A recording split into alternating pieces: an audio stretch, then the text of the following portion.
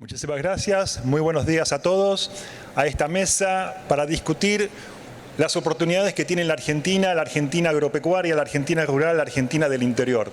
Es un lujo para nosotros y quiero agradecer personalmente a Presid por la oportunidad de poder moderar esta mesa que me parece tan interesante y tan importante para pensar el futuro de nuestro país.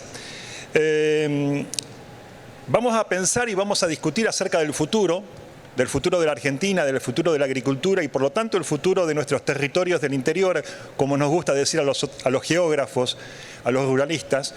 Y tenemos una mesa con 4 colegas con diferentes enfoques. Una mirada internacional, una mirada desde el Senado, desde la producción, una mirada desde las organizaciones del sector, como es APRESID, y una mirada desde las políticas públicas, ¿sí?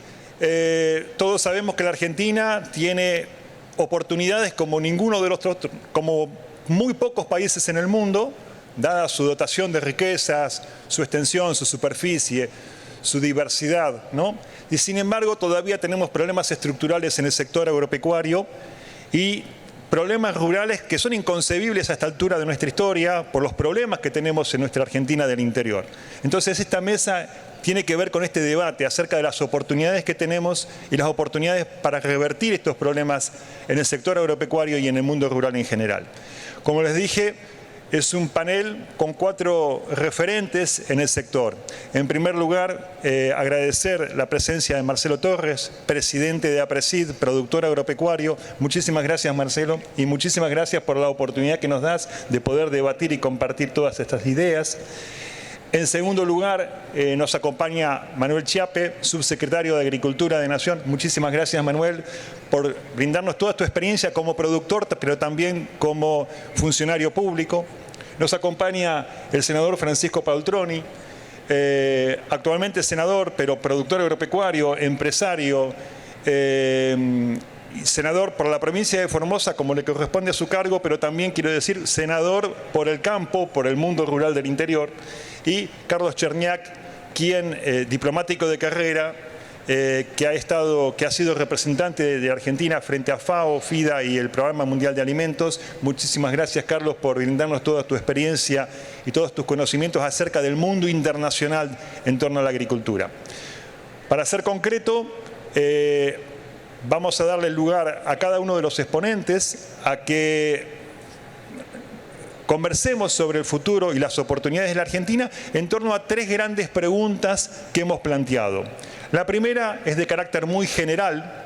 ¿Cómo ven ellos a la Argentina en este nuevo contexto geopolítico a nivel de América Latina y a nivel internacional? En segundo lugar, la segunda pregunta tiene que ver cómo ven a la agricultura en este nuevo contexto global, cómo ven a la agricultura de la Argentina en este nuevo contexto geopolítico internacional. Y en tercer lugar, y yendo al grano, ¿no? ¿Cómo ven y cuál debería ser la agenda de los organismos públicos y de las organizaciones del mundo productivo en torno a los grandes desafíos que tiene la Argentina frente al futuro en términos de desarrollo agropecuario y de desarrollo rural? Sin más, y para poder ir avanzando, le dejo la palabra a Marcelo Torres, a quien nuevamente agradezco por la oportunidad que nos da de poder compartir todas estas ideas. Marcelo. Bueno, buen día, gracias Marcelo. Bueno, un lujo el panel, gracias por también ser parte del Congreso de APRESID y poder permitirnos tener estos intercambios sobre estos temas tan estratégicos. Como decíamos ayer, obviamente que Argentina tiene problemas recurrentes de corto que tenemos que trabajar, pero no podemos dejar de mirar la oportunidad y el mundo que ya está, no diría que se viene, que cambió, y cómo insertarnos en esa nueva realidad. Primero, el mundo debería estar, y con lo que está pasando últimamente, todos los conflictos bélicos y las tensiones que hay, inclusive las posiciones que uno ve en las cumbres de cambio climático, estamos lejos de una fase planetaria, que es la fase que se supone en la que estamos, para la resolución de problemas, ¿no? Tenemos problemas de índice, problemas que son de un alcance global y que deberíamos ya haber evolucionado como humanidad para poder abordarlos globalmente, ¿no? Tenemos desafíos globales que tenemos que dar respuestas globales y los países deberíamos estar colaborando en aprender más rápido en distintos aspectos, también en la producción agropecuaria, y ser más colaborativos. Y esa es la fase en la que deberíamos estar, que obviamente con lo que está pasando en el mundo estamos todavía en pugna, ¿no? Los países tironeando de su metro cuadrado y de su cultura inclusive, y todavía no entramos en una mirada planetaria y se ve vívidamente en las cumbres de cambio climático.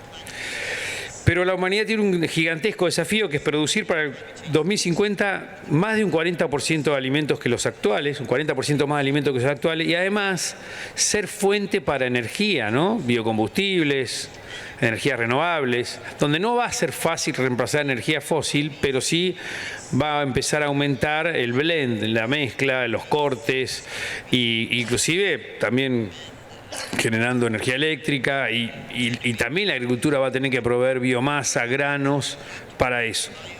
Pero todo eso tenemos que hacerlo desacoplándolo del impacto ambiental. Porque más allá de que abramos la discusión si el cambio climático existe o no, con base científica deberíamos discutirlo, y más allá que podamos tener dudas si es de origen antropogénico o no, no hay duda que la tendencia es que el consumidor cada vez está más interesado en conocer el impacto ambiental de aquellos bienes que consume. Entonces, es un mundo que nos va a exigir en ese punto. Y esa tendencia es irreversible. Y creo que si no estamos en esas conversaciones...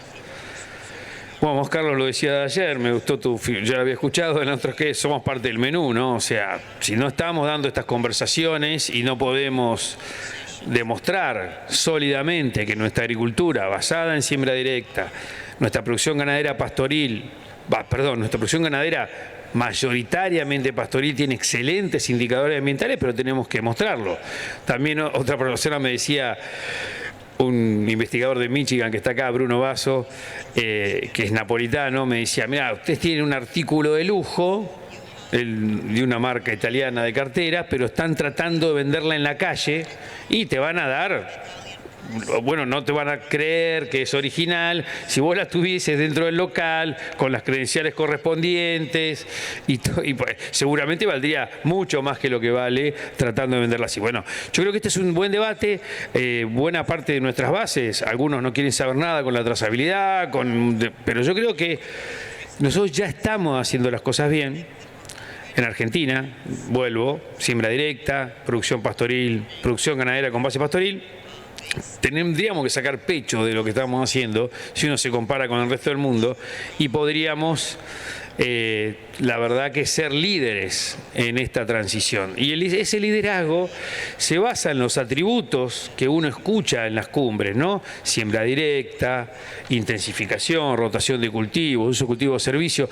Cuando uno iba a las cumbres antes del COVID, parecía que la agricultura orgánica era la solución global. Cuando Rusia invade Ucrania y nos muestra la fragilidad del balance de oferta y demanda de alimentos y energía, nos damos cuenta que tenemos que ir a modelos basados en ciencia y tecnología.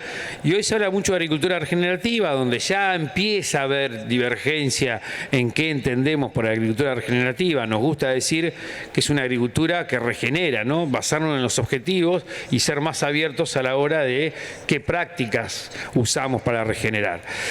Pero volviendo, yo creo que tenemos una buena producción agropecuaria con buenos indicadores. Tenemos que construir primero un mensaje regional, ¿no?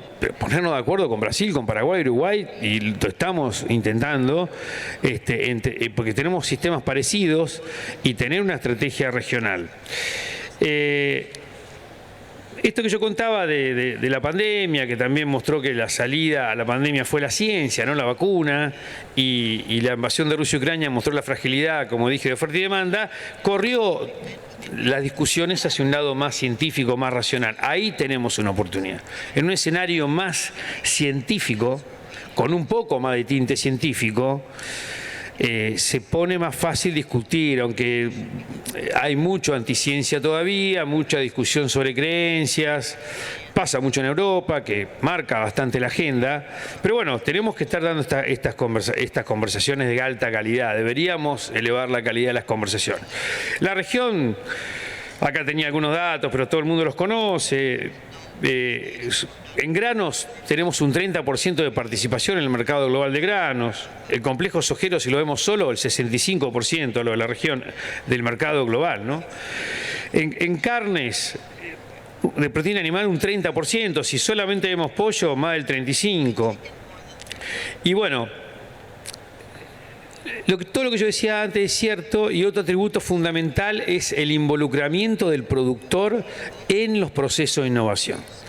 Ahora en las COPs, como dije, se escucha hablar de estos sistemas, pero se escucha en los pasillos y en las reuniones de funcionarios públicos, en las reuniones de académicos, pero el productor se siente muy alejado de esto y bueno, está a la vista toda la atención que ustedes habrán visto en Europa, ¿no? Donde el productor está apuntado como el culpable de lo que está pasando y también no se siente involucrado en estas transiciones. Y Argentina, Brasil, Uruguay, Paraguay, ahí también tienen una gran fortaleza. Entonces yo diría que las oportunidades están ahí, habrán visto muchos jóvenes en el Congreso, es un agro que se mantiene joven, ¿no? Con jóvenes que todavía les interesa la producción de alimentos, fibras y energías. En el mundo no se ve tanto eso. Creo que los jóvenes se mantienen atraídos por esto porque hay tecnología, hay redes que naturalizamos, ¿no? De contratistas, interactuando con asesores, interactuando con productores, chicos jóvenes que son asesores pero ya están sembrando un lotecito en sociedad con otro. Bueno, tampoco se ve mucho en el mundo eso. Esto es un gran atractivo y tener jóvenes en el agro es un gran patrimonio de la Argentina y nos asegura futuro y de la región. Y este networking, esta red, tenemos que extenderla, ¿no? Extenderlas a la agroindustria, a la exportación. Tenemos que construir un canal confiable entre el consumidor y el productor. Tenemos que ver cómo decodificamos este mensaje, ¿no? Si hablamos de huella de carbono, tal vez el consumidor no es un parámetro que esté mirando, pero sí agricultura regenerativa. Y bueno, tenemos que ver cómo podemos trabajar, digamos, de la industria al productor, por ahí sí, con parámetros duros como huella de carbono, y de la industria al consumidor, diciendo que esos productos que consume están hechos con granos, carnes que vienen de modelos regenerativos. Bueno, ahí tenemos una oportunidad. Latinoamérica tiene una oportunidad. Estamos trabajando nosotros, para dar dos ejemplos, en la red de carbono, donde estamos viendo cómo capturamos carbono en todo el país, cuál es el potencial, cuál es el alcanzable que tienen nuestros mejores productores, cuál es el estado actual y cuáles son las prácticas que nos permiten capturar mejor carbono.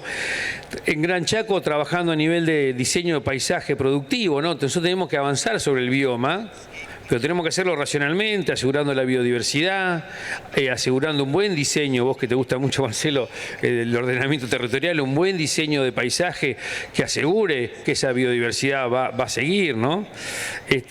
Y bueno, desarrollando estas cadenas de valor, y tenemos que estar en la discusión global. Yo la dejaría por acá, capaz que la hice un poco larga. Bueno, de mi parte esos serían los, no sé, nada, para discutir con ustedes. Gracias. Muchísimas gracias, Marcelo. Y bueno, hay muchas palabras claves que has planteado, ¿no? Redes integradas, un agro joven, eso es una gran oportunidad al futuro si nos ponemos a comparar qué pasa con Argentina, con otros países del mundo, especialmente con los países del norte global. Convergencia regional, la necesidad de relacionarnos con Paraguay, Uruguay, Brasil, en América Latina en general. Ciencia e innovación y la necesidad de construir ecosistemas de innovación mucho más integrados, en lo cual APRESID ha sido claramente el líder en Argentina en ese sentido y el liderazgo para pensar el futuro, ¿no? Así que bueno, muchísimas gracias, Marcelo. Te damos la palabra a Manuel para que puedas avanzar con estas ideas. Gracias. Bueno, buen día para todos. Gracias a APRESID por la invitación. Y acá la idea es dar una mirada un poco mixta desde el perfil de productor agropecuario, pero también desde el perfil de funcionario, que es un desafío bastante interesante que hemos asumido hace poco tiempo. Y pensando un poco en las preguntas que planteaban, en temas de desafíos y oportunidades que tiene la Argentina. Tenemos varios temas, ¿no? En un mundo donde la disrupción es la norma y no la excepción. Vimos la pandemia, vimos lo que son tensiones políticas, guerras de tarifas y demás que pueden generar variaciones importantes en el precio de los commodities. Tenemos guerras, tenemos eventos climáticos extremos como fue hace poco las recientes y tristes inundaciones en el sur de Brasil por el exceso de lluvias. Todas esas disrupciones moldean un poco digamos, la inserción y la actividad comercial que tiene la Argentina en el mundo. El otro punto son las regulaciones y los requerimientos. El más conocido y el que más ruido ha hecho últimamente es el Reglamento de Deforestación de la Unión Europea. Entendemos que eso va a ser más recurrente y cada vez van a haber más requerimientos.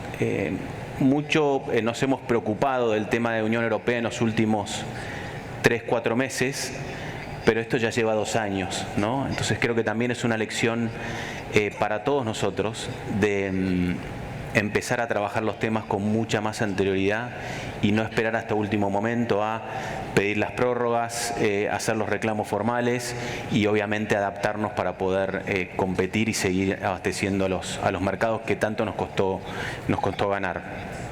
El otro punto como desafío es la inmediatez. Hoy hay un conflicto, hay una guerra, hay una inundación o hay una pandemia y en menos de una semana nos cambió la vida a todos y todo el mundo se entera de lo que está pasando. Eso, al margen de los efectos reales de esa disrupción, creo que genera un dinamismo en las decisiones que tenemos que tomar cada uno en su rol, en el caso nuestro como funcionarios públicos, como representantes del gobierno, que nos exige estar mucho más alertas. Y eso, digamos, más como los desafíos, pero entre las oportunidades y para mirar el vaso un poco más lleno, estamos en una región de paz. La Argentina está en una zona con características climáticas, productivas, privilegiadas. Parece que no hace falta aclararlo, a pesar de que nosotros en la provincia de Entre Ríos venimos ya con 3 años de seca, pero bueno, entendemos que eso es una ventaja competitiva que la tenemos que potenciar y depende mucho también del orden interno que tengamos como país. El gobierno en este momento está haciendo un esfuerzo monstruoso para ordenar la macroeconomía, que es digamos, la base para poder proyectar, crecer, avanzar, diseñar todo lo que estamos pensando en este Congreso que mira al futuro.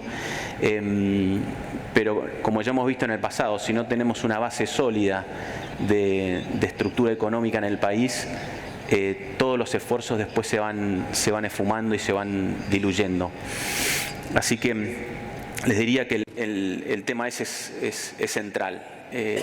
Duele, lleva tiempo, necesita de paciencia, pero es necesario, porque si no lo solucionamos de una vez por todas, vamos a seguir como venimos hace muchos años patinando en el barro. Y la buena noticia es que el equipo económico de este gobierno tiene decisión firme de poder avanzar en esa línea, de poder solucionar los problemas de fondo y poder tomarse el tiempo necesario para poder arreglar los cimientos del edificio para poder crecer todo lo que sea necesario. Dentro también de las oportunidades que tenemos es, bueno, obviamente un crecimiento de población que necesita lo que nosotros producimos, alimentos, fibras, energías de calidad y en cantidad. El desafío es estar a la altura de esa demanda. Lo estamos en la cantidad y en la calidad, pero no en la seguridad de la provisión, ¿no? Tenemos que ser confiables, tenemos que ser un país que provea los alimentos a un mundo que los necesita de manera constante en el tiempo y no con disrupciones como lo hemos tenido en el pasado, ¿no? Y creo que ahí hay algo muy importante que es una decisión de gobierno que salió en el decreto 70, en el famoso DNU, que es el artículo, lo voy a leer para no equivocarme, pero es el artículo 142 y 144, en donde el Poder Ejecutivo no va a poder establecer prohibiciones ni restricciones a las exportaciones. Me parece que eso es, y conectando con digamos, el rol de la agricultura, es una llave para generar confianza a nuestros compradores de que no vamos a hacer intervenciones de mercados, o que un funcionario de segundo o tercer nivel no va a decidir de un día para el otro cerrar un mercado de exportación que tanto nos costó como productores conseguir, que tanto nos costó como Estado negociar, acordar, trabajar en ese excelente trabajo que hace Cancillería y que hace también nuestros delegados en el exterior y la Secretaría de Agricultura en lograr conseguir esos mercados.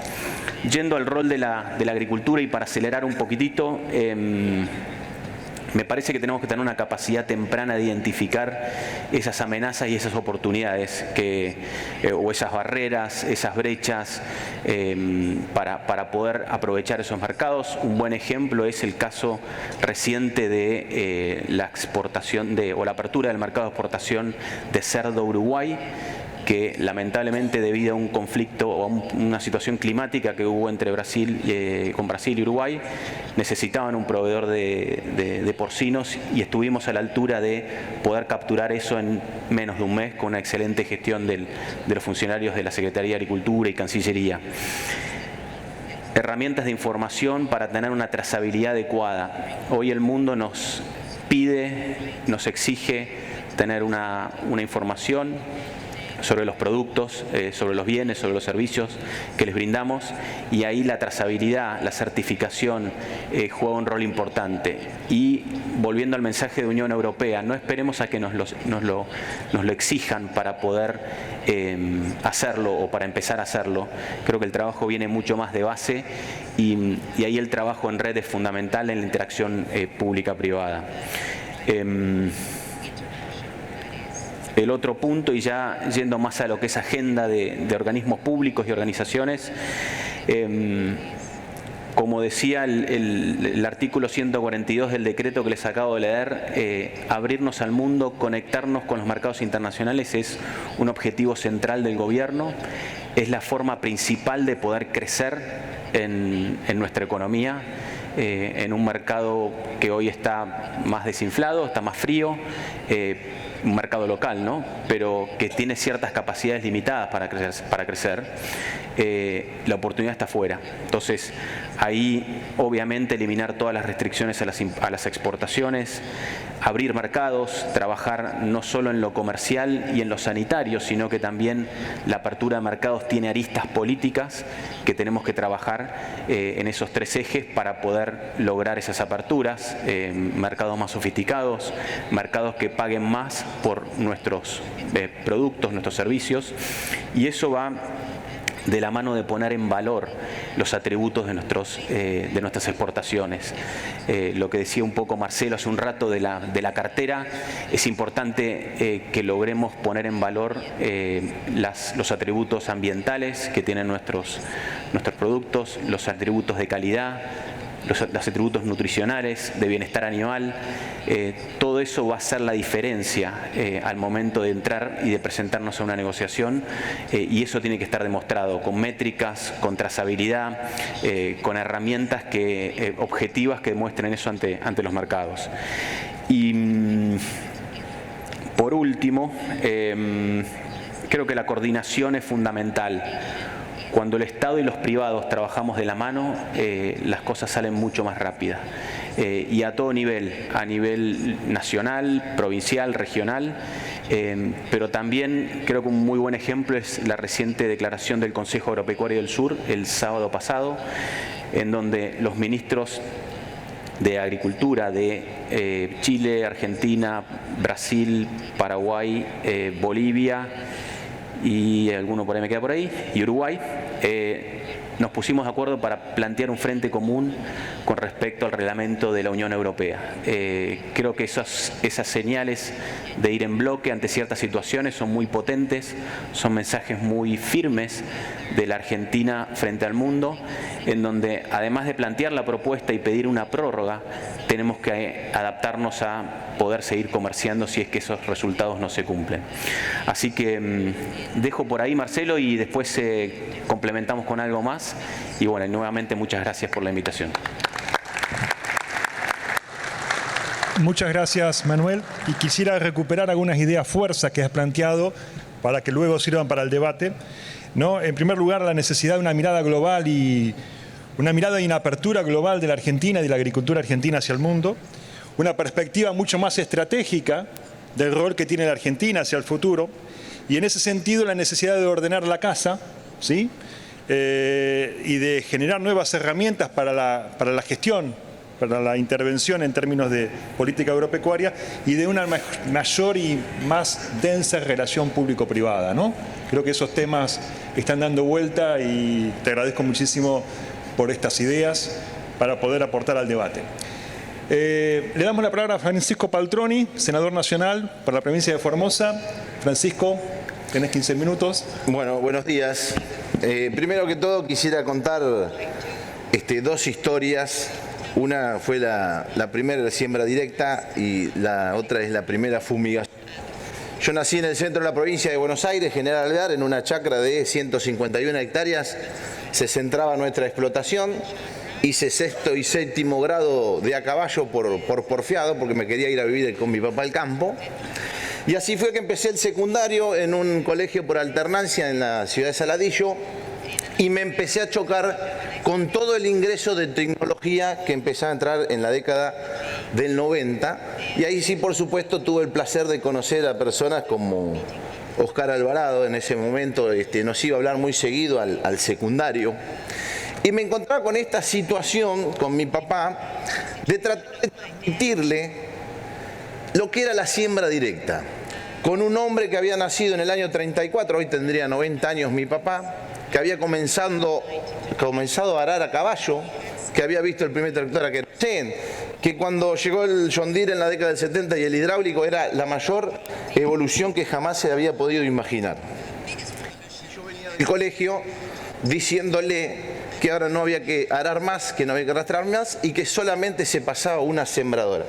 Créanme que era un desafío tremendo, imposible, porque no eran las herramientas que tenemos hoy. Vos hoy vas con un celular, mostraste un video, mirá, es esto. No. Bueno, la mejor manera que tenía en ese momento eran las revistas Chácara, hasta que yo me iba ingeniando de cómo convencía de hacer una prueba de las primeras 13 hectáreas de siembra directa.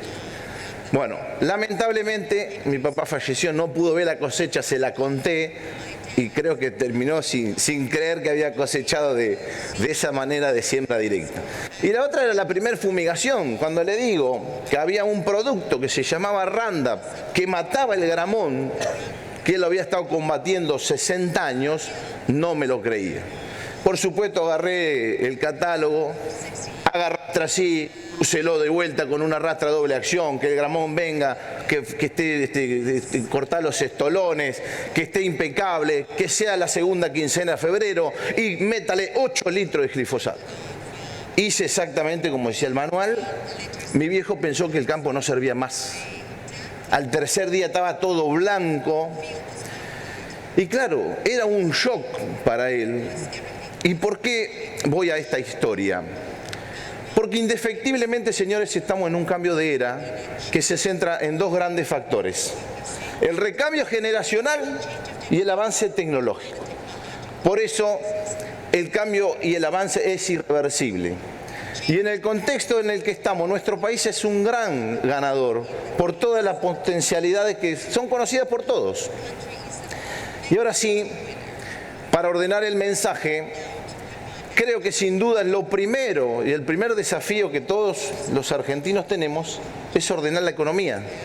Como bien dijo Manuel, hemos naturalizado vivir con estos descontroles y este terrorismo económico que somos uno de los pocos países del mundo que sufren estos permanentes errores que vivimos y atravesamos.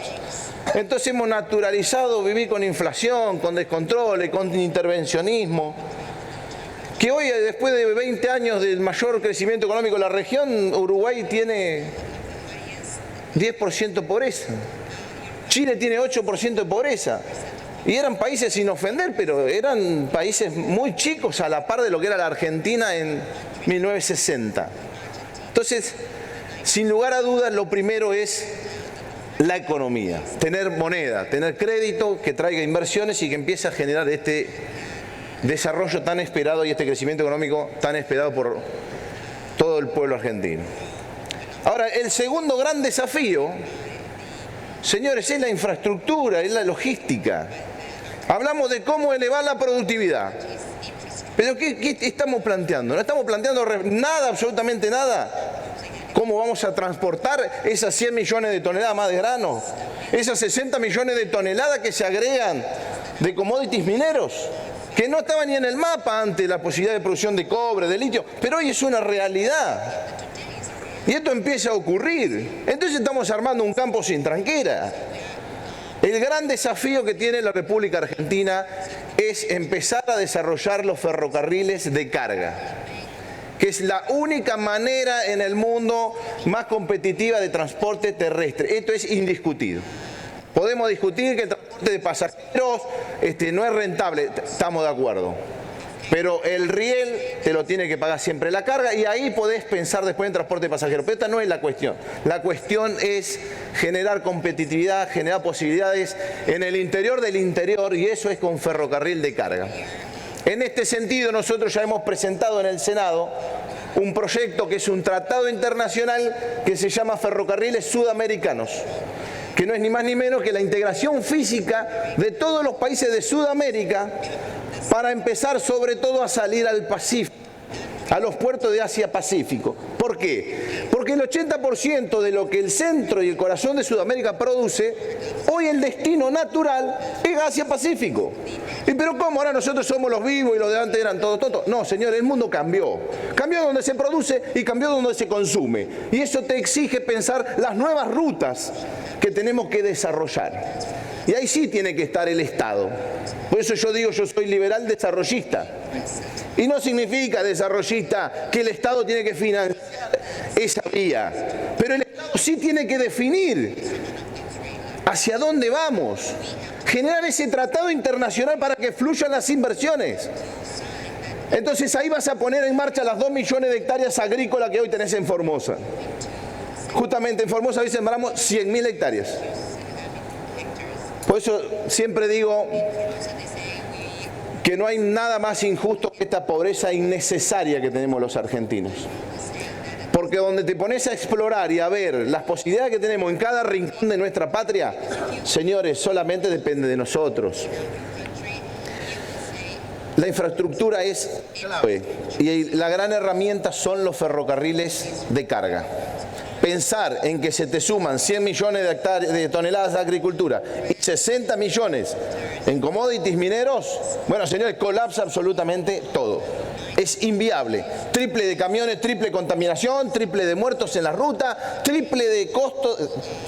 Horrible. Así que este es un gran desafío que tenemos por delante. Respecto a las empresas, el otro gran desafío. Muchas de las empresas tienen que ir evolucionando, a crear nuevas empresas o a diversificarse. Indefectiblemente por ahí. En el caso de Formosa, obviamente la provincia que menos empresas tiene del país, 3 veces menos que el Chaco, por ejemplo, y 10 veces menos que Capital Federal, por supuesto.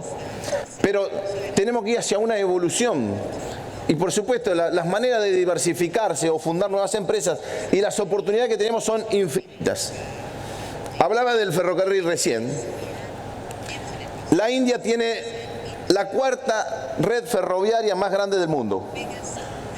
En noviembre del año pasado completó su red 100% eléctrica. Fíjense lo lejos que estamos. Pero bueno, lo bueno es que me dijo el embajador que le quedaron 100 locomotoras diésel, y yo digo, qué bueno embajador que le están sobrando 100 locomotoras diésel. Pero son todas las oportunidades que tenemos. ¿Y por qué digo lo de la India? Porque a futuro ese ferrocarril que tenemos que poner en marcha en Sudamérica debería ser con energías renovables. Y tenemos todas las posibilidades de hacerlo.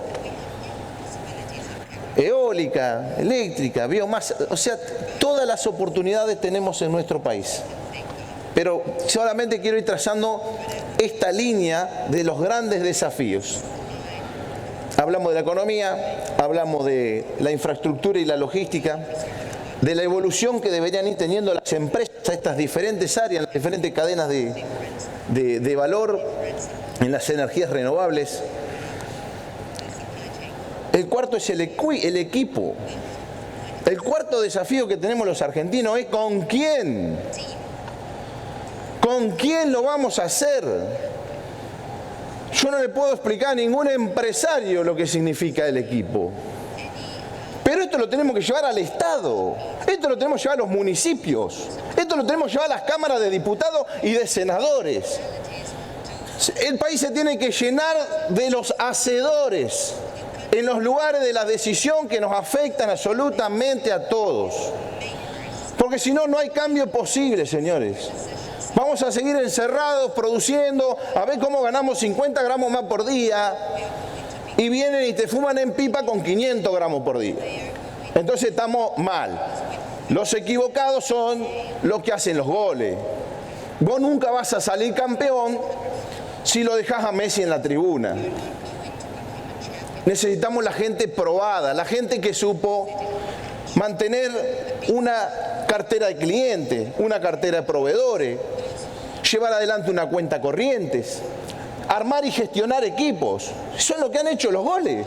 Esta selección natural que después de 20 años de terrorismo económico, yo le llamo los supervivientes.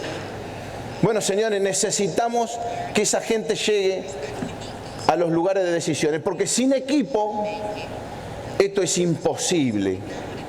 Y yo creo que muchos empiezan a sentir que ha llegado la hora de dar ese paso adelante tan necesario por el municipio, por la provincia, por el país.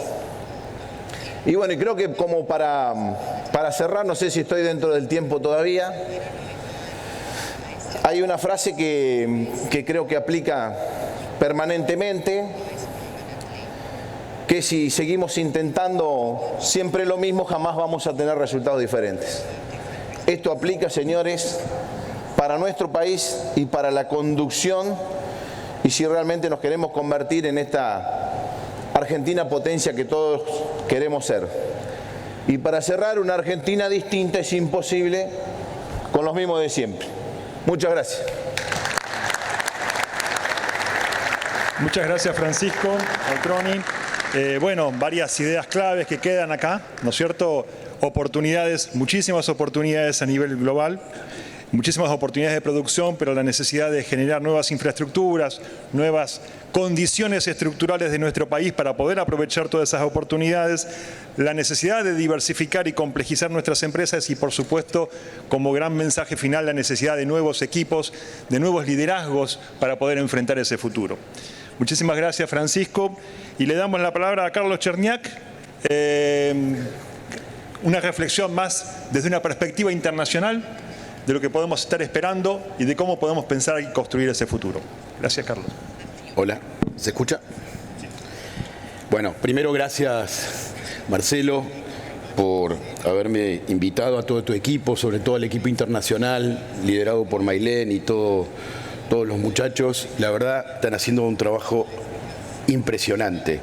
Cualquiera que entra en este congreso, yo ya creo que es mi tercer o cuarto congreso, la verdad que estoy impresionado, estoy sorprendido gratamente y creo que es producto del esfuerzo. Así que gracias por eso, gracias Marcelo, gracias por el honor de compartir este panel con importantes actores que tienen mucha capacidad de juego en este momento y por lo tanto es central escucharlos.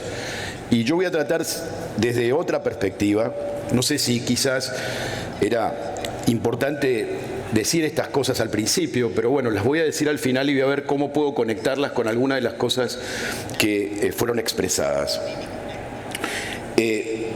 Quiero aclarar que hace una semana dejé de ser el representante permanente de la Argentina ante la FAO, el FIDA y el PMA, por lo tanto, todo lo que diga corre por mi cuenta, lo digo en mi capacidad personal y no lo digo en representación de la Cancillería argentina. Sin lugar a dudas, estamos viviendo un cambio profundo y de larga maduración en el contexto internacional. Estamos frente a una reconfiguración del orden y del poder mundial. Algunos califican este momento como una transición o como un interregno. Yo prefiero adherir a la idea de que estamos en un contexto de un orden no hegemónico y que, como dije al inicio, de larga maduración, y ello nos genera una sensación de cierto desorden, de cierta confusión a nivel mundial. Afirmar que vivimos en un orden no hegemónico implica que ningún Estado o coalición de Estados ejerce una hegemonía universal y plena. No hay unipolaridad ni se percibe que esto vaya a producirse en el corto o mediano plazo. Es decir, que después de 300 años, siglo XVIII, siglo XIX, siglo XX, de predominio occidental, donde ciertos valores, instituciones, reglas, preferencias e intereses fueron universalizados, estamos frente a lo que algunos expertos consideran el ocaso del predominio de Occidente y el fin del orden de la posguerra fría. Actualmente, Estados Unidos y China son las únicas potencias que poseen toda la gama de atributos de poder. En el futuro podrá darse el ascenso de otros actores, pero lo que reforzaría la idea de la no existencia de un Estado hegemón. Ni siquiera a nivel regional, Estados Unidos ejerce de manera hegemónica su poder sobre toda América Latina y el Caribe, ni tampoco China sobre el continente asiático. Por lo tanto, parte de la incertidumbre global es que nos estamos encaminando hacia un mundo post-occidental, que más que decadencia de Occidente, que no me gusta ese concepto, estamos hablando de un desplazamiento del centro de gravitación mundial hacia afuera de Occidente. Y esto implica, según importantes académicos, que los principales clivajes del orden en formación lo representarían un primer clivaje entre dos nortes opuestos y diferentes, representados por Estados Unidos y el occidente no geográfico, y China junto a socios como Rusia, Irán, Corea del Norte, Cuba, Nicaragua, Venezuela, etc. Y un segundo clivaje, que es este norte 1, norte 2, conformado por la otra parte que se denominaría una suerte de sur global, pero que es totalmente heterogéneo en materia de configuración de poder, de regímenes políticos, de modelos económicos, sociales, valores y culturas. La relación entre ambos nortes obviamente es de rivalidad, pero también de cooperación en algunos momentos. Lo hemos visto en ciertas situaciones financieras o de cambio climático, pero no podemos descartar en el futuro un riesgo de confrontación militar. La relación entre ambos nortes con el denominado sur global es compleja y con diferentes niveles de dependencia. Particularmente en América Latina, mientras Estados Unidos se encuentra en una fase de declinación relativa y con necesidad de definir cuál va a ser su involucramiento positivo o más positivo en la región, nos encontramos con una realidad de una potencia en ascenso de gran tamaño, con recursos de poder, pero tanto en lo económico y con capacidad de influencia, pero sobre todo, estoy hablando de China, pero además con más disponibilidad a proveer bienes tangibles a una región ávida de mercados, financiamiento e innovación tecnológica. Estados Unidos, por lo tanto, obviamente deberá decidir si expande más recursos en esta región en un contexto claramente desafiante. La triangulación Estados Unidos, China, Latinoamérica sitúa a la región, particularmente América del Sur, en una circunstancia inédita y sui generis, de doble dependencia de dos competidores estratégicos globales con paridades relativas de poder y una situación que nunca se dio en el pasado, ni siquiera durante la Guerra Fría con la Unión Europea o con la Europa de aquel entonces. Por lo tanto, aquí dejo mi primer mensaje. No estoy dando mi opinión, estoy simplemente contando cómo se está viendo esta dinámica de transición global. Dejo mi primer mensaje. Habrá que leer con cuidado y de manera sofisticada el proceso de competencia entre ambos nortes para analizar el nivel y la dirección de esa eventual confrontación que pudiera darse para decidir las mejores o tomar las mejores decisiones en nuestra propia política exterior, tratando de evaluar las oportunidades que se presentan para la Argentina en un juego de poder global del que no somos parte directa. Solo menciono un ejemplo.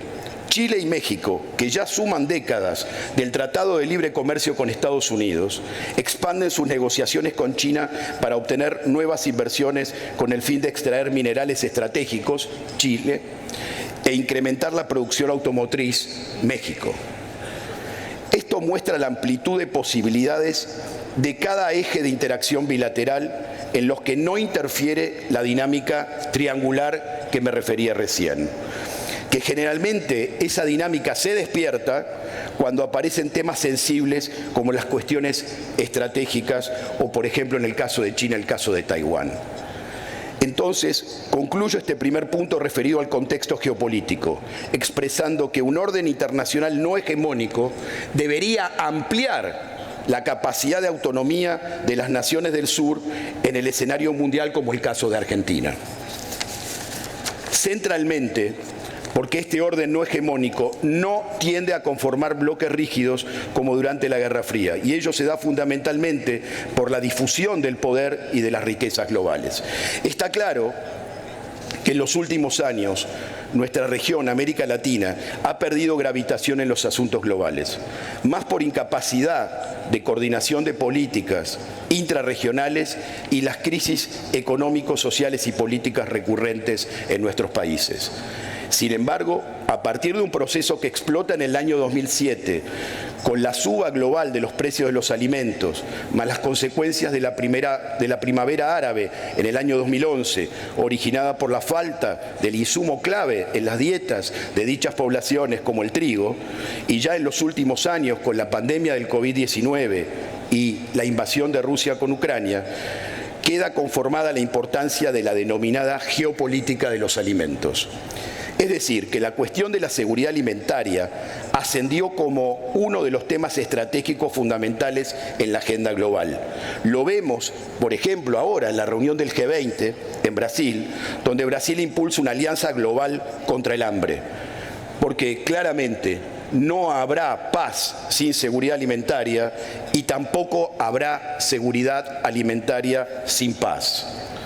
Por lo tanto, y más allá donde nuestro gobierno nos coloque en términos de más cercanía o claramente de pertenencia a uno de esos nortes, existe en materia agrobioindustrial enormes oportunidades, lo decía el senador, que a partir de entender esa necesidad de preservar agendas disociadas en este contexto de orden no hegemónico, Argentina las puede aprovechar. Creo que otra consecuencia del orden no hegemónico es el debilitamiento del multilateralismo, como lo observamos hace varios años en la Organización Mundial de Comercio, por ejemplo, donde la liberalización del comercio agrícola sigue siendo un pendiente. Y también un intento de algunos países de debilitar o politizar plataformas basadas en ciencia como el Codex Alimentarius o la Convención de Rotterdam. Claramente, esos son escenarios donde se juegan los intereses más importantes del sector agrobioproductivo. Y, por supuesto, vamos a necesitar más y mejor presencia diplomática argentina en todos los foros internacionales donde se juegue la suerte de esa producción, siempre en estrecha relación sinérgica con los productores, sus asociaciones y las cámaras empresarias vinculadas al sector. Como ya lo he expresado, Un orden sin hegemonía significa más espacio de maniobra, pero también mayor incertidumbre. Y entiendo que ya me he referido a las incertidumbres, por lo tanto trataré de referirme a las certidumbres u oportunidades que contamos, que claramente como consecuencia del aumento de la población mundial, que se calcula que llegará a 10.000 millones de personas para el año 2050, y el crecimiento económico de algunas regiones, particularmente en el continente asiático, se prevé una creciente demanda de alimentos. Se calcula que se requerirá un aumento de la producción alimentaria de un más de 50% y un auge del consumo de calorías en más de un 60%. Argentina es uno de los pocos países que se encuentra en el selecto grupo del 10% del total que vive con excedentes alimentarios, como el caso del resto de países del Mercosur, como Australia, Nueva Zelanda, Canadá, Estados Unidos, etc. Particularmente, y ante la conformación de Asia como el centro económico del futuro del mundo, se calcula que para el año 2030 habrá claramente zonas que tendrán un grave déficit alimentario y además habrá mucha más capacidad de poder de compra. Y es claro que, y este es un dato que también es importante recordar, en el último informe de las Naciones Unidas sobre el estado de la seguridad alimentaria, el 8,1% de las personas que viven en Asia padecen hambre y hay un 20,4% que padecen hambre en África, pero el 8,4% en Asia representan 384,5 millones de personas, frente a los 298,4 millones de personas en África. Por lo tanto, Asia seguirá siendo una gran oportunidad para nuestro comercio internacional de alimentos. Por otra parte, la Unión Europea, que todo su sector agroalimentario representa solo el 5% de su PBI, mantiene políticas que subsidian fuertemente sus producciones agrícolas y generan importantes distorsiones que afectan el comercio internacional de alimentos y biocombustibles, utilizando justificaciones ambientales, pero que en realidad apunta a dar respuesta a los intereses proteccionistas de sus agricultores y a promover el mantenimiento de la ruralidad en un contexto global en dirección a incrementar cada vez la urbanización. Argentina es un país productor agroindustrial con altos niveles de sostenibilidad y, por lo tanto, más allá de las críticas a las injustas políticas europeas, tiene frente a otros proveedores una gran oportunidad de poder poner en valor la sostenibilidad de la producción, incluso sorteando los mecanismos rigurosos de las políticas y de las normativas europeas. Otro capítulo, y voy concluyendo, está representado por África o por las Áfricas. Por una parte, las consecuencias del conflicto Ucrania-Rusia, particularmente en el norte de África, una región que forma parte de países importadores netos de alimentos, particularmente trigo, girasol, maíz. Muchos de los países de África no solo son importadores netos de alimentos, sino que además, doy un ejemplo, se calcula que 27 países dependen en un 50% del consumo de alimentos de la importación de trigo de Rusia y de Ucrania. África es una región heterogénea, donde se calcula que allí se encuentra el 60% de la tierra cultivable en el mundo. Pero un cuarto de su población está desnutrida y al mismo tiempo un 42,5% de la clase trabajadora se dedica a la agricultura y más del 90% de los productores son de pequeña escala. África importa 43.000 millones de dólares en alimentos y se prevé que se duplicará esa cifra. Pero está claro que la producción agrícola es altamente ineficiente, de baja productividad. Y si le sumamos la conflictividad interna y las consecuencias del cambio climático, quedan claros los problemas que África tiene en esta materia. Pero también allí hay una gran oportunidad. ¿Cómo se va a alimentar a los 10.000 millones de personas en el mundo que habrá en el 2050 si no se produce un aumento de la producción alimentaria global? Y si esa revolución productiva no se realiza en África, ¿dónde se va a realizar? Pero para ello será necesario una fuerte transferencia de conocimientos y tecnologías, con semillas de calidad, mejoras genéticas relevantes, con una fuerte inversión del uso intensivo de fertilizantes y un crecimiento en la producción de fosfatos. Y claramente intento marcar la idea de que el paquete científico-tecnológico argentino y de nuestra región tiene allí una gran oportunidad. Y nosotros no podemos dejar de leer esta dinámica. Quiero tratar de terminar diciendo lo siguiente. Ayer, en una reunión magnífica con el equipo internacional de APRESID, que está haciendo, como decía, un trabajo fantástico, y con los principales socios y partes interesadas que respaldan este trabajo, reflexionamos sobre el rol de APRESID en los próximos tiempos, que son ahora. APRESID ha crecido mucho internamente en nuestro país. Es una referencia ineludible, incluso para varios países de nuestra región. Ha despertado el interés de la propia FAO, con quien está negociando un memorándum de entendimiento, porque el futuro plan de acción en materia de ciencia e innovación de la FAO no podrá soslayar lo que ha hecho y lo que está haciendo APRESID. Ya veo a APRESID como una de las plataformas más inclusivas y exitosas que representa a los productores y facilita el proceso de apropiación por parte de los productores de las innovaciones más relevantes en materia agrícola y a pensar la agricultura de manera holística en clave sistemas alimentarios. APRESID representa, a mi entender, la gran plataforma para visibilizar y compartir el paquete científico-tecnológico argentino, que junto a Brasil, Paraguay, Uruguay y otros están mostrando que hay soluciones desde el sur global. A todos los desafíos, repito, que tiene la agricultura y la seguridad alimentaria. Regiones como África nos necesitan y habrá que pensar estratégicamente cómo encarar semejante desafío. Es claro que no alcanza solo con APRESID y sus socios y toda su networking regional, pero si construimos una buena estrategia a partir de la asociación con el ICA, por ejemplo, podemos intentar hacer un scale-up. Ayer, en algunos debates mantenidos, surgieron voces muy valiosas, recordándonos todas las falencias e ineficiencias que aún mantienen nuestras cadenas productivas. Pero, queridos amigos, todo está conectado. El imperativo de crecer para APRESID es inevitable. Y al mismo tiempo no se puede perder de vista la dinámica interna. Tampoco es justo que le carguemos a APRESID con la responsabilidad que tiene el sector público. En un momento de transición como el que vivimos actualmente, es imprescindible alzar la voz para recordar al menos dos cuestiones. Que no habrá éxito para ningún modelo agroalimentario si no se basa en la sinergia público-privada, como expresaban recién el caso de Manuel. Ambos jugadores son imprescindibles, cada uno en su rol. A veces las orientaciones vendrán del sector público, pero también a veces y deben venir del propio sector privado. Es parte de esa dinámica. La otra cuestión es el rol de la diplomacia argentina.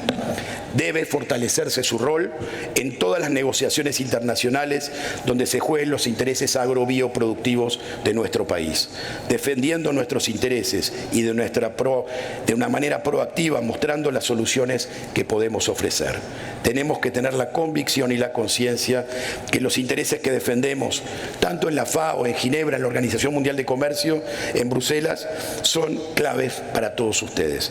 Queridos amigos, en el marco de la geopolítica de alimentos, o nos sentamos a la mesa con los grandes jugadores o seremos parte del menú. Esa es la expresión que ayer mencioné y que la quiero volver a mencionar ahora. Muchísimas gracias. Muchísimas gracias, Carlos. Bueno, quisiera tratar de sintetizar con algunas frases todo lo que Carlos nos viene planteando. La necesidad de repensar estrategias nacionales en términos de agricultura, en términos de desarrollo agropecuario, en un mundo que está en plena recomposición, ¿no? En este nuevo contexto geopolítico, la necesidad de pensar nuevas estrategias nacionales, el rol importante de APRESID y de las organizaciones del sector y el rol importante de la diplomacia para enfrentar estos nuevos desafíos en este nuevo mundo cambiante. Les agradezco muchísimo a los cuatro expositores y voy a dejar un ratito para preguntas por parte del público a los cuatro conferencistas.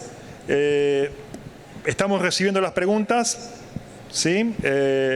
Los que tienen alguna preguntas para hacer, comentarios, dejamos unos 10 minutos de debate, ¿sí?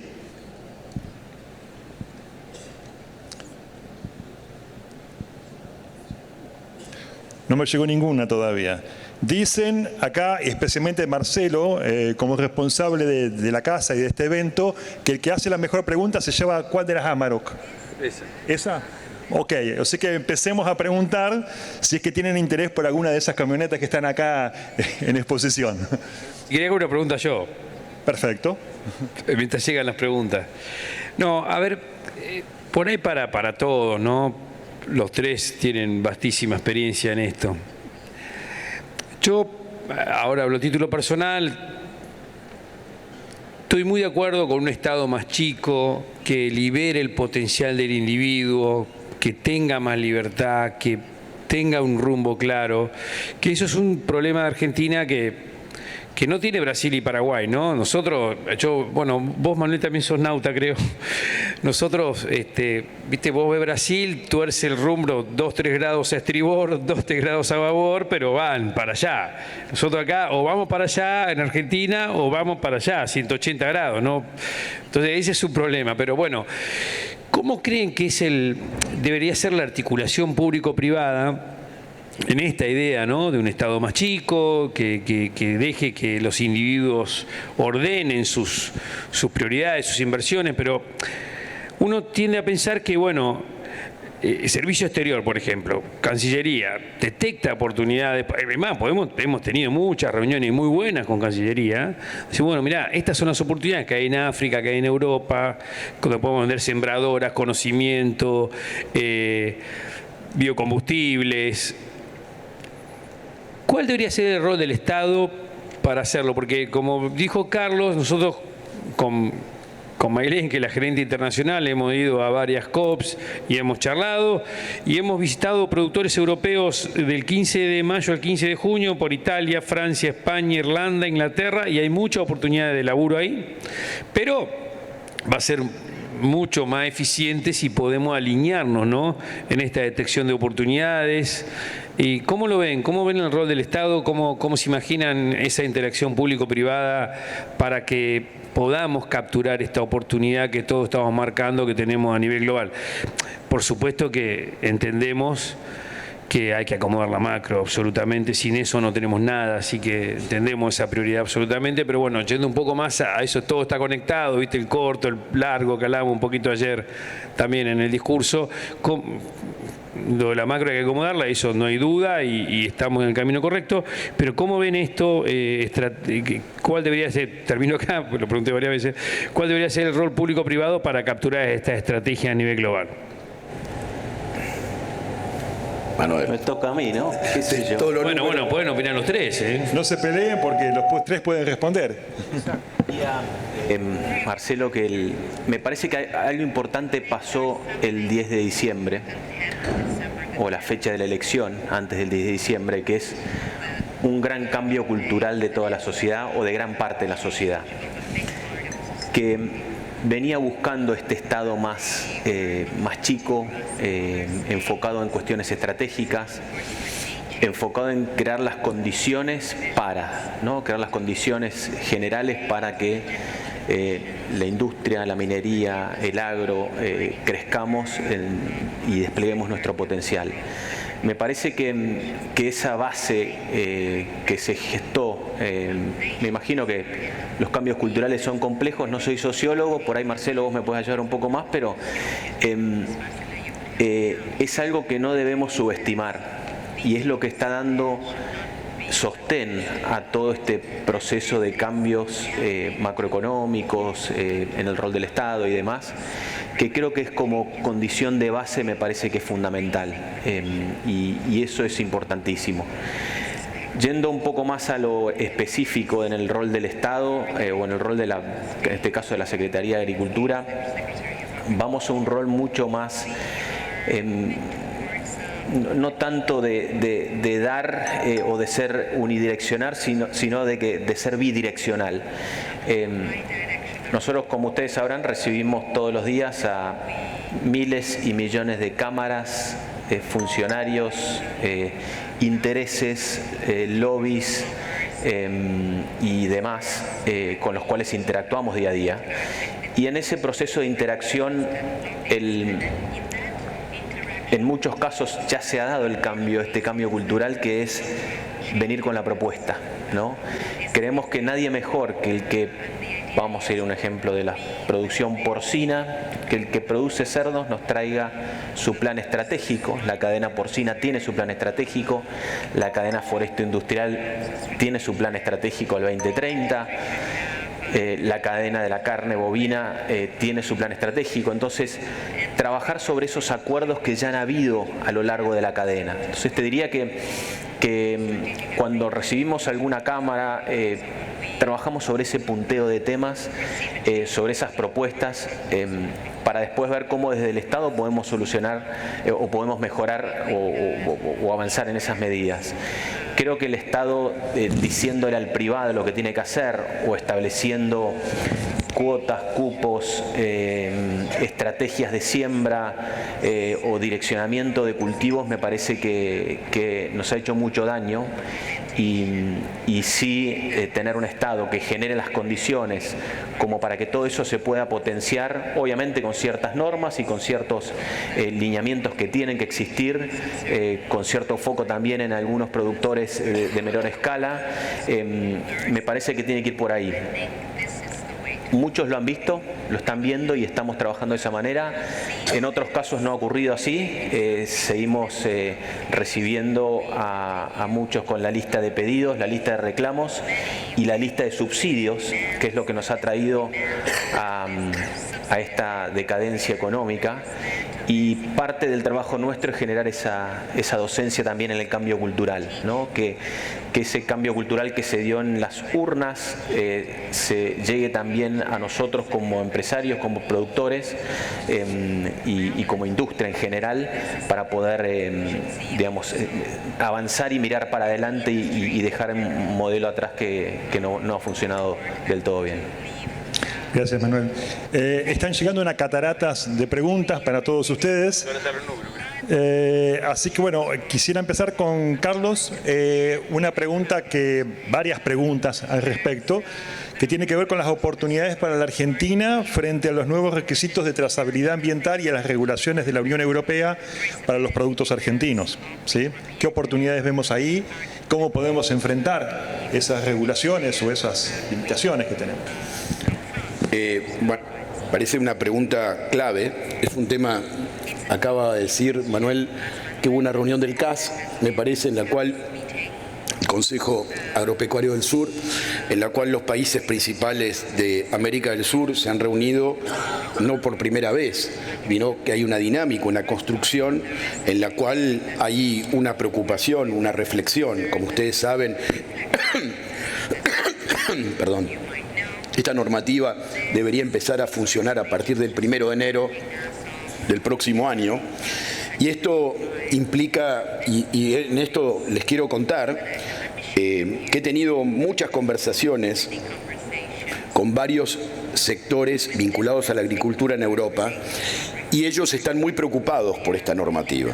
Es decir, estas son decisiones que se toman en Bruselas, pero que cuando uno conversa con los productores, incluso con los importadores, no tienen la menor idea cómo se va a implementar.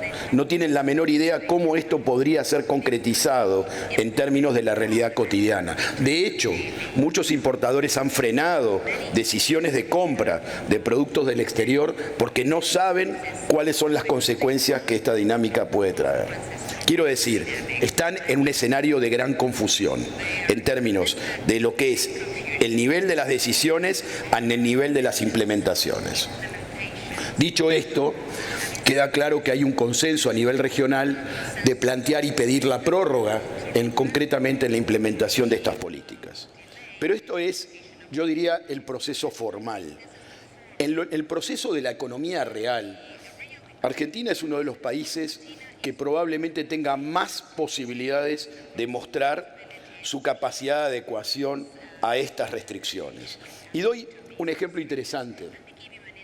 Me tocó acompañar a algunos dirigentes, representantes de cámara, empresarias argentinas, en las reuniones que han mantenido en la FAO y con algunos otros representantes de países europeos en Roma, mientras yo era todavía el embajador, el representante permanente de Argentina allí. Allí, de alguna manera, se planteó, se mostró un modelo que que Argentina está llevando adelante, que algunos miembros del sector privado están llevando adelante, para mostrar cómo ha avanzado la capacidad de poder demostrar que ya se está midiendo absolutamente la trazabilidad, tanto en el tema carnes, cueros y en el tema de deforestación. Corregime, Manuel, si estoy... y soja. Cuando estas presentaciones, cuando Idígoras hizo esta presentación en FAO, en la cual fuimos juntos, yo les quiero decir que el nivel de sorpresa por parte de los máximos técnicos de la Organización de la Alimentación Mundial respecto de lo que la Argentina había logrado llevar adelante en términos de mecanismo o de estructuras de poder mostrar la trazabilidad, la capacidad, la rigurosidad científica, los mecanismos, la seriedad del trabajo. El nivel de sorpresa llegó a que ellos pensaban que la reunión era porque nosotros le queríamos pedir cooperación para que nos explicaran cómo hacer para adecuarnos a la normativa europea. Y la reunión se reconvirtió y dijo, necesitamos la experiencia de ustedes porque en gran medida estamos pensando en modelos para poder poner a disposición de los países y en alguna medida lo que ustedes están haciendo va mucho más adelante del resto de los países.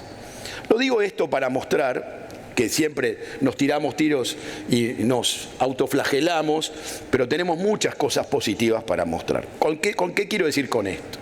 Quiero decir que en la medida que seamos capaces de visibilizar esta capacidad de ser productivos, de que nuestra producción sea sostenible y que pueda tener no solo obviamente económico, social y también a nivel ambiental, pero lo hacemos por convicción, porque los productores se han apropiado de esto, porque hay organizaciones que la han promovido, porque hay un trabajo de muchos años que viene del sector privado.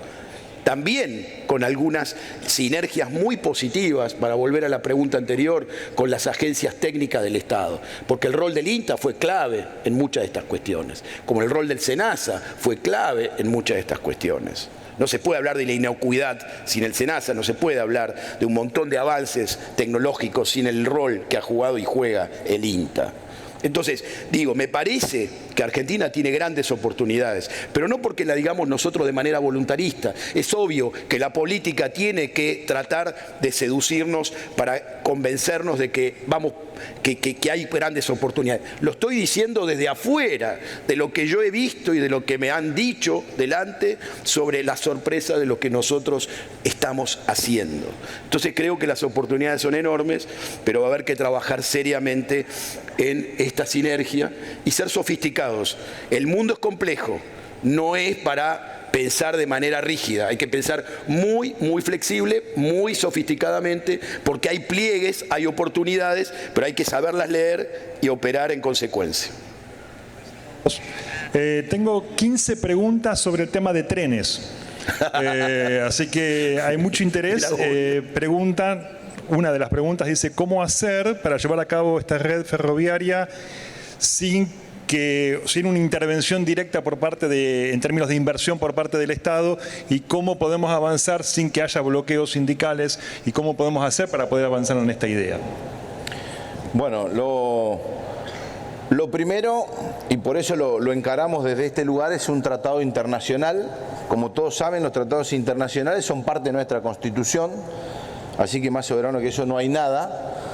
Y sería justamente comenzar al revés de donde siempre se ha comenzado. Yo empecé a hablar con todas las cámaras de los países vecinos, con todos los colegas, senadores, con los presidentes de las comisiones de Relaciones Exteriores. A mí me toca presidir esta comisión en el Senado. Empecé a hablar con todos los embajadores y empezar a plantar la idea, que es la manera que estas cosas evolucionan hasta que va agarrando fuerza. La primera determinación, señores, para ver cómo esto va a suceder es simple. Cuando el negocio es bueno, la plata siempre aparece. No importa quién la ponga.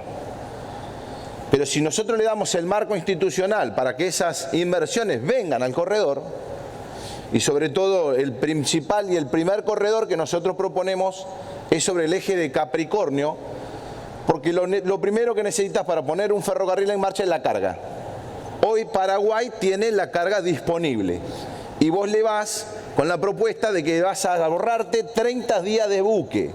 Asunción, vía la hidrovía, dando la vuelta por el Canal de Panamá, son 65 días de flete. Asunción por ferrocarril a los puertos del norte de Chile, Antofagasta, Mejillones, son 35 días de fletes.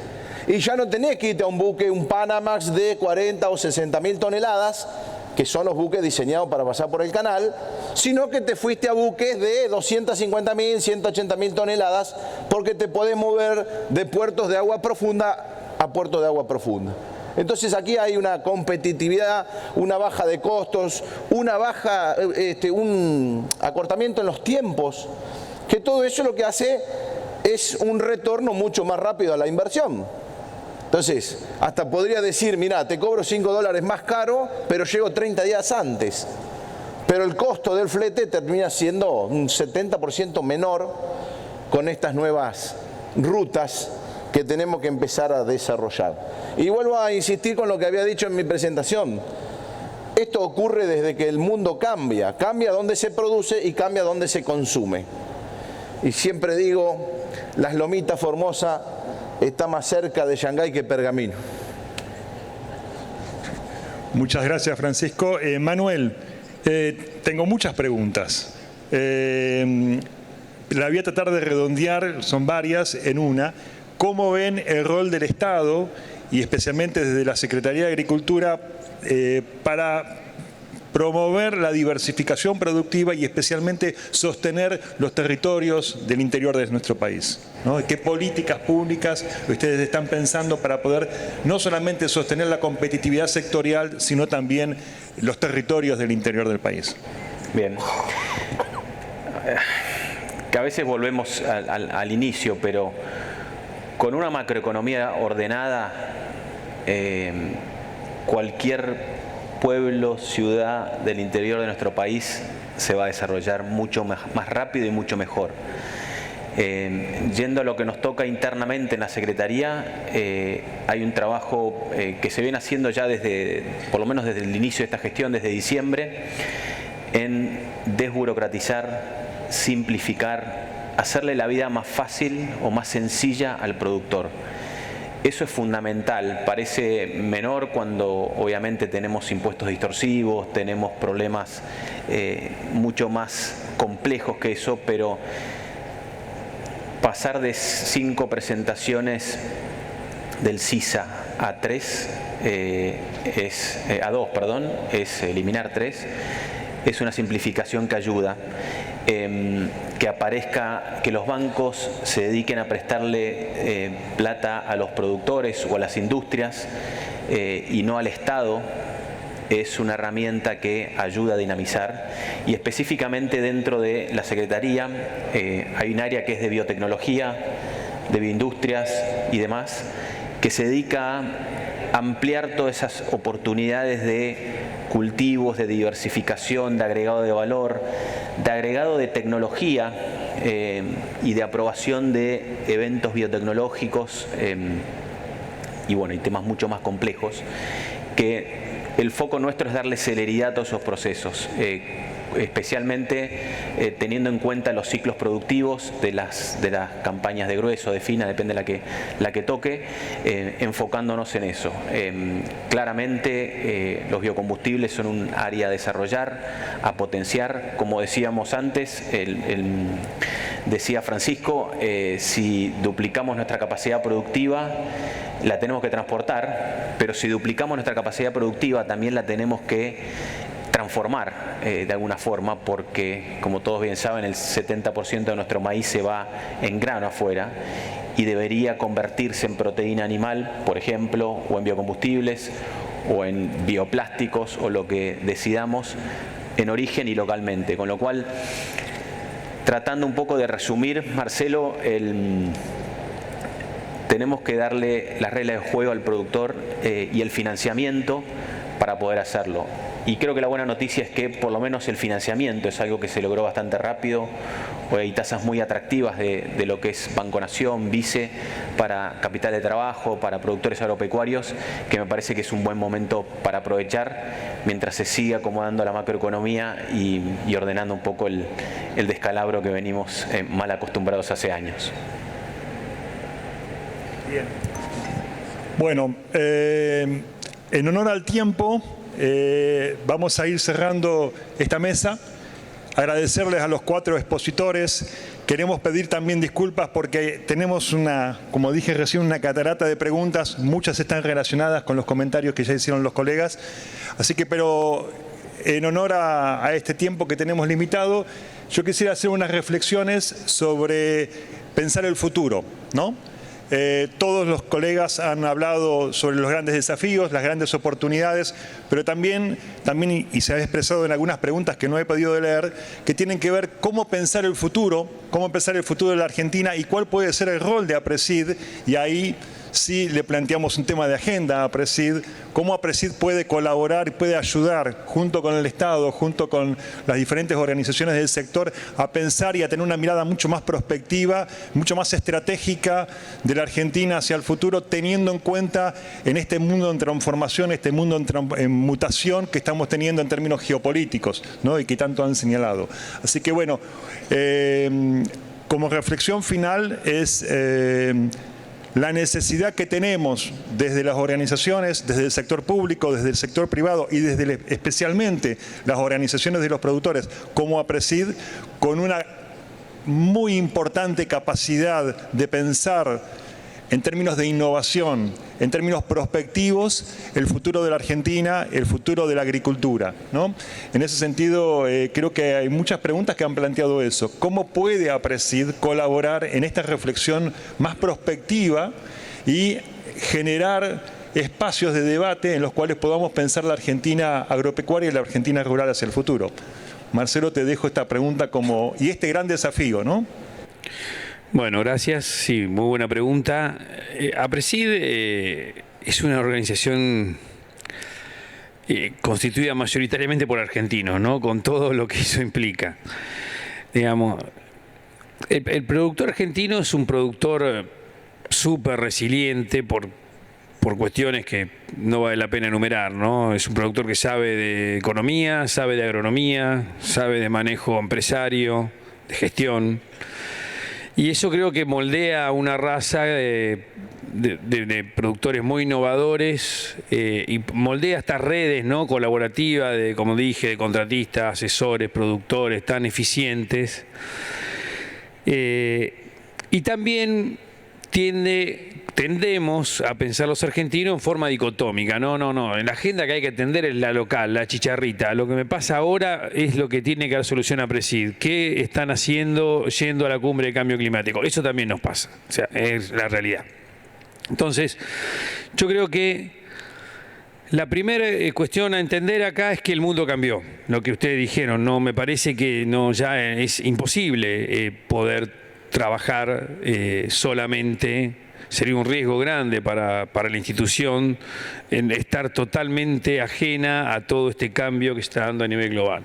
También sería un riesgo gigantesco no dar respuesta a nivel local, ¿no? Es la otra cara de la moneda, ¿no? Que estemos pensando en el futuro y en lo global y no estemos dando respuesta a lo que le pasa al productor todos los días. Ese es el primer gran trabajo de parto en el que estamos, ¿no? Pero bueno, yo creo que vamos pudiendo compatibilizar esa agenda.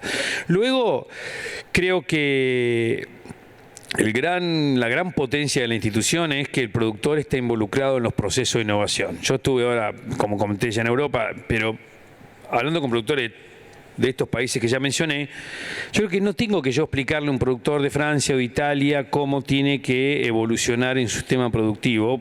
Creo que lo que sí puedo contarles es cómo lo hicimos en Argentina, cuáles son los atributos que nosotros creemos que son los que le van a dar más respuesta agronómica y también ambiental. Y podemos transmitirle nuestro know-how, nuestro conocimiento de cómo pueden integrarse en grupos regionales, cómo pueden constituir estas chacras, que son estos grupos que trabajan en investigación y desarrollo, identificando los problemas claves, trabajando con la ciencia y la tecnología en escenarios reales de producción. Creo que esa es nuestra misión.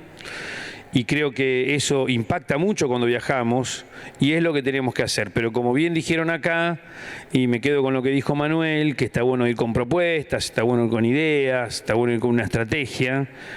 Creo que tenemos que, y lo hacemos, porque en Cancillería muchas veces hemos tenido excelentes reuniones donde hablamos de esto, se entiende, y Cancillería mismo nos ha digamos, señalado algunos países, inclusive de África y del este europeo también, donde hay posibilidades de ir con este modelo interactivo de innovación, esta propuesta, y también con la sembradora de siembra directa, y en eso estamos laburando con Cancillería fuertemente, también con la Secretaría, por supuesto. Y bueno, otro eje es el agregado de valor, ¿no? Porque nos enredamos en cuáles de todas las estrategias, pero son cosas concretas, yo lo mencioné también, biocombustible sustentable para aviación. Entiendo que en el 2025 va a ser mandatorio que los aviones que lleguen a Europa tengan un 10% de corte de biocombustible. Los aviones llegan acá con el tanque vacío a la punta del planeta. Tienen que repostar. Bueno, los tenemos ahí, tenemos que ordenar la cadena. Yo escuché decir a Adriana Mondino, me gustó la frase que dijo, que hay que orientar el ecosistema de innovación argentino a lo que pide el mundo. Bueno, ahí podemos pensar juntos. Yo también no iría al Estado a pedir un subsidio, no iría al Estado a que me den soluciones, dónde tenemos que ir, sino, bueno, pensemos juntos, a dialogar, ¿no? ¿Y dónde están las oportunidades? ¿Qué ven ustedes? ¿Qué vemos nosotros? Porque yendo a África, hay países que es muy inseguro invertir, porque no hay estabilidad institucional, donde no podés luego girar tus divisas, o bueno, la tenencia de la tierra es compleja, entonces también tenemos que hacer ese análisis complejo de a qué países podemos ir. El productor argentino, ya a la Argentina le queda chico, hay muchos productores que están produciendo afuera, lo ha pasado recientemente con Uruguay, es el ejemplo más vívido y más concreto, pero también hay productores argentinos sembrando en África, podría haber productores argentinos expandiendo la frontera en Estados Unidos, en Europa, porque de vuelta el empuje y las ganas y la juventud que tiene el agro argentino también permitiría que desembarquemos con cadenas completas de producción afuera. Pero bueno, Capresid está en eso, pero tiene que atender la chicharrita también y lo que pasa en el día a día, ¿no? Y bueno, ese es el desafío para la institución, y cómo tener charlas de calidad hacia adentro y cómo tener conversaciones de calidad público-privadas también. Me parece que ahí está. Lo estamos haciendo, pero por ahí tenemos que darle un upgrade por ahí lo estamos haciendo muy voluntariamente, estamos yendo a estas cumbres contando cómo es el argentino. Tenemos que consolidar una posición regional con Brasil, Paraguay, Uruguay y Argentina, y tenemos que tener una estrategia público-privada para capturar esta oportunidad. Parece que eso es lo que viene en los próximos años, y la venta de servicio ecosistémico, ¿no? Que todo lo que hacemos, la captura de carbono, tiene que ir un sobreprecio de los granos, eso va a traer inflación, no tiene que ir un certificado ambiental que lo tengo que vender para que otras empresas hagan offsetting, empresas de aerolíneas o empresas petroleras. Bueno, es un debate que tenemos que tener un poco más perspectivo, pero el mundo de hoy lo está discutiendo. La venta de servicio ecosistémico, no solamente los granos y la energía, es otra agenda que tenemos que tener en el radar, y ahí tenemos que también consolidar una mirada. Y yo creo que por ahí puede ser nuestro aporte. Muchísimas gracias, Marcelo. Bueno, para ir cerrando, algunas ideas claves que quedaron de esta jornada, de estos momentos, de esta mesa. Un mundo cambiante, ¿no? Un mundo complejo, ¿no? Con una nueva realidad geopolítica, la necesidad imperiosa de ordenar la casa, de generar las condiciones de base para la inversión, para construir el futuro, la necesidad de crear infraestructuras estratégicas que nos permitan movilizar y valorizar todos nuestros recursos, mayor capacidad de innovación, mayor capacidad de diálogo público-privado, técnico-político, ¿no? Yo creo que son grandes ideas que quedaron después de estas presentaciones. Y bueno, como lo dice el eslogan de este congreso, todo está conectado, ¿no? Y este es el lugar donde se escribe el futuro del agro. Esperemos que esta mesa haya servido para reflexionar sobre ese futuro que queremos escribir para el bien de toda la Argentina y para el desarrollo de todos nuestros territorios. Muchísimas gracias a todos ustedes.